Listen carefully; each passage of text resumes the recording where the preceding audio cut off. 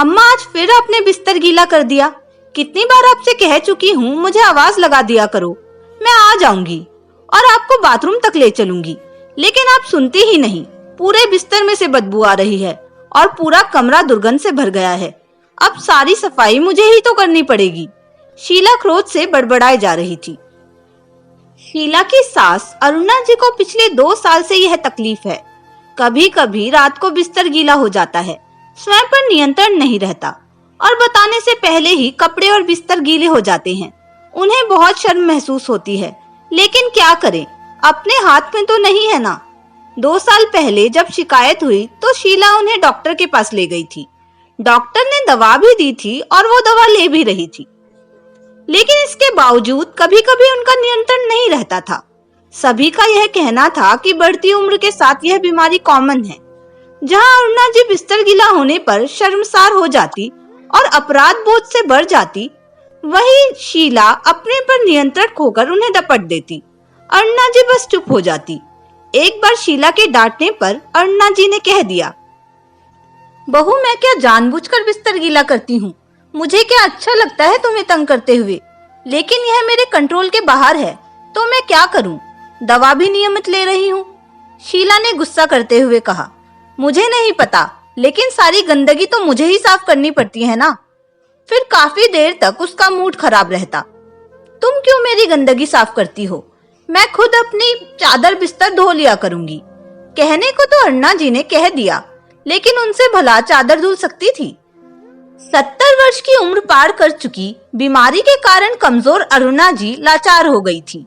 किसी तरह शीला कपड़े धोने वाली बाई से कपड़े धोने को कहती तो वह भी नाक चढ़ाकर कहती, पहले डेटॉल और कंफर्ट में उसको डालकर रखो, उसके बाद ही मैं धोऊंगी। मैं ऐसे दुर्गंध वाले कपड़े नहीं धोती। इसलिए कई बार शीला को ही वे कपड़े धोने पड़ते। कपड़े धोने के बाद हर बार उसका गुस्सा बढ़ जाता। चाहे ऐसे मौके रोज नहीं होते थे, 8-10 दिन में ही ऐसा एक मौका आता था जब कपड़े धोने वाली या तो छुट्टी पर होती या रात का वक्त होने पर कपड़ों की दुर्गंध न फैले, इसलिए उन्हें तभी धोना पड़ जाता।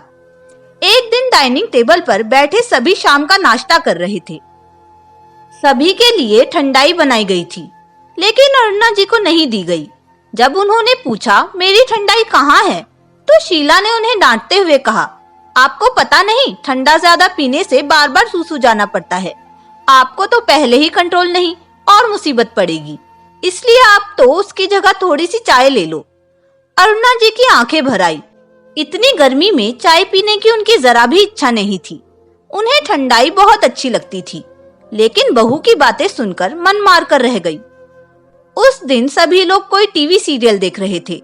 अरुणा जी भी वहीं सोफे पर बैठकर सबके साथ टीवी देख रही थी। अचानक उन्हें बाथरूम जाने की जरूरत महसूस हुई। वे उठी और बाथरूम की ओर बढ़ ही रही थी कि नियंत्रण खो बैठी और थोड़ा सा सूसू वहीं गिर गया। शीला चीख उठी, तंग करके रखा है, अपने कमरे में ही बैठी रहा करो। पूरे घर में गंदगी मचाने का क्या मतलब होता है? जब पता है नियंत्रण नहीं है तो बेकार में इधर उधर घूमकर दूसरों को परेशान करने में क्या मिलता है? फिर पोंछा लेकर आई और पूरा फर्श साफ किया। शीला की जवान बेटी अनु माँ के व्यवहार को देखती रहती थी। अब तक तो वह कभी कभी कह देती थी, मम्मी जाने दो ना, क्यों दादी को डांटते हो? जब उस बेचारी का स्वयं पर कंट्रोल नहीं है तो क्या करें? इससे तो अच्छा आप उनको डायपर पहना दिया करो, लेकिन इस तरह डांटा तो मत करो। अरुणा उसी को ही डांट देती, तुम चुप करो, दादी की हिमायती मत बनो। मुझे पता है ना कितना उनको संभालना पड़ता है, तुम्हें करना पड़े तो पता लगे। लेकिन आज दादी की हालत और मम्मी का व्यवहार देखकर वह आवेश से भर उठी और जोर से बोली, मम्मी क्यों दादी के पीछे पड़ी रहती हो? तुमसे नहीं होता तो मत करो, मैं दादी के कपड़े धो दिया करूंगी और मैं उन्हें डायपर भी पहना दिया करूंगी। देखा नहीं तुम्हारे डांटने पर उनकी आंखें कैसे भर आई थी? वह बेचारी अपने कमरे में जाकर छुप छुप कर रोती हैं। मैंने देखा है उन्हें। लेकिन आप ऐसी निर्मोही क्यों बन रही हैं?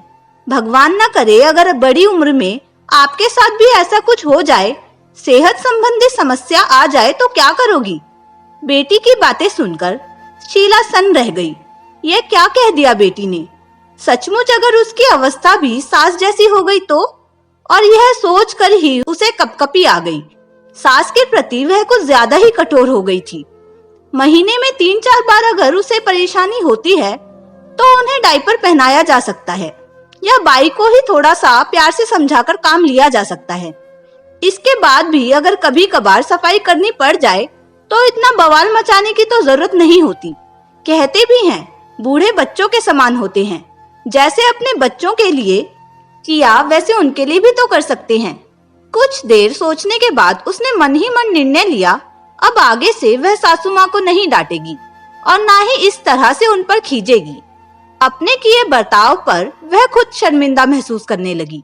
उसने मन ही मन बेटी को धन्यवाद दिया कि उसके कहने पर उसे अपनी गलती महसूस हुई।